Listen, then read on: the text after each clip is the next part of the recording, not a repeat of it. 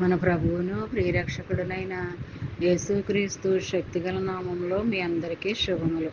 ప్రియమైన దేవుని బిడ్డలారా, మరి ఎలా ఉన్నారు? గతించిన దినమంతా కూడా ఆయన రెక్కల నీడలో నిన్ను నన్ను మనందరినీ కాపాడి మరొక నూతనమైన దినంలో మనం ప్రవేశపెట్టిన విధానాన్ని బట్టి మరొకసారి ఆయనకి వందనాలు చెల్లించుకుంటున్నామండి. మరి ఈ దినము దేవుడు మనకిస్తున్న వాగ్దానము కీర్తన గ్రంథము 143 అధ్యాయము 6వ వచనం. నీ తట్టు నా చేతులు చాపుచున్నాను, ఎండిపోయిన భూమి వలె నా ప్రాణము నీ కొరకు ఆశపడుతున్నది. ప్రియమైన దేవుని బిడ్డలారా, మరి ఈ దినము దేవుడు మనకిస్తున్న మాటలు వాగ్దాన రూపంలో మాట్లాడుతున్నాడు అనమాట అండి.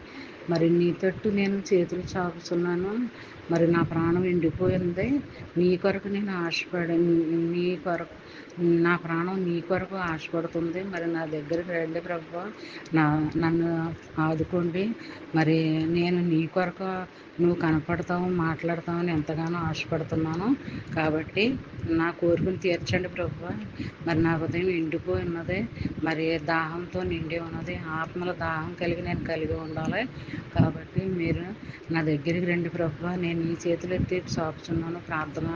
ప్రార్థనలో యాచనలో నేను నీకు చేస్తున్నాను. మరి నా ప్రాణం నీ కొరకు ఆశపడుతుంది. నా తొట్టు తిరిగి నా కొరకు మీరు రెండు ప్రభు అని అలా మనస్ఫూర్తిగా మనం దేవుని సన్నిధిలో మొరపెట్టుకుంటే ఆయన మన మొరలు ఆలకింతాడనమాట అండి. మన విజ్ఞాపనలు ఆయన వింటాడనమాట అండి.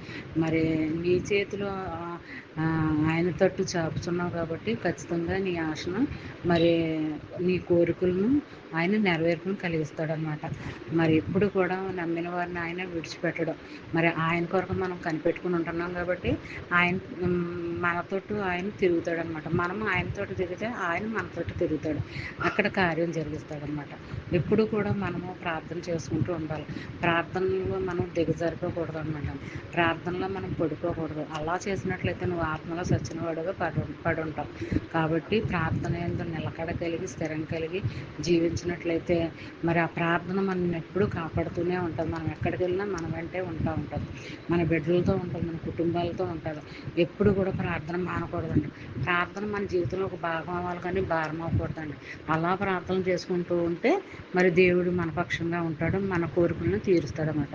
ఈ చిన్న వాగ్దానం నీ ఫ్రెండ్స్ సర్కిల్లో పంపండి. అలా పంపడం వల్ల మీరు దీవించబడతారు, వారు ఆశీర్వదింపబడతారు. మరి ఈ దినం అంతా ఈ వాగ్దానం ఎత్తి పట్టుకుని ప్రార్థన చేసుకోవాలని కోరుకుంటూ గాడ్ బ్లెస్ యూ.